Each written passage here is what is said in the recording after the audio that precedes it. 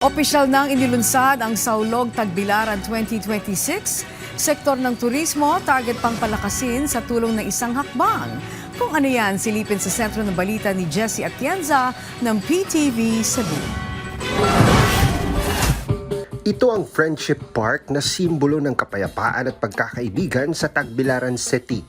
Dito formal na idinaos ang anibersaryo ng tanyag na Blood Compact sa pagitan ng mga Espanyol sa pangunguna ni General Miguel Lopez de Legazpi at ni Dato Sikatuna noong March 1565. Kasabay ng anibersaryo ay ang opisyal na paglulunsad ng kapistahan ng Saulog Tagbilaran 2026. Inaasahan ang pagdayo ng mga bisita at ng mga balikbayan para saksihan ang iba't ibang aktibidad at ang street dancing competition.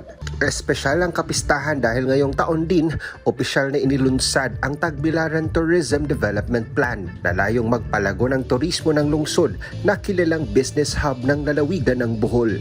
Nahimog yun nato ang Tourism Development Plan sa Tagbilaran. Gumikan kay nakita nato nga kapunay ng talabyan. That's the reality. Being a city, limited kayo ang atong mga natural resources nga ma-offer. We cannot compete with Chocolate Hills, with Lobok River, with the Tarsier Sanctuary.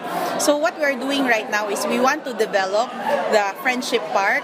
In fact, we hired June Palafox, architect June Palafox, to create a mangrove plantation boardwalk from the first bridge to the Tagbilaran City Friendship Park.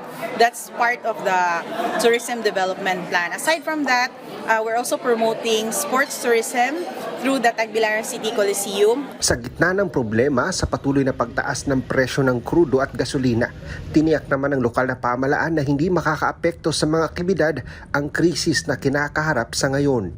Wala pud mi activity na mag-motorcade. So, usually ang atong mga activity katong street dancing, maglakaw sa kalsada. Nya katong atong mga dagko nga activity nga maoy sumayo naara sa usa ka lugar which been the same venue for how many years. So, the advantage of celebrating Saulog Tagbilaran in Tagbilaran is it's a very small city. So, you don't need to travel far para maabot ang atong mga kalingawan. Ipinagbigay alam din ng LGU na mahigpit nilang binabantayan ng kanilang Local Price Monitoring Council ang presyo ng gasolina at krudo na ibinebenta ng gasoline station sa lungsod upang matiyak na walang nagpapataw ng sobrang mahal na presyo sa mga konsumidor. Mula sa Tagbilaran City, Jessie Atienza para sa Pambansang TV sa Bagong Pilipinas.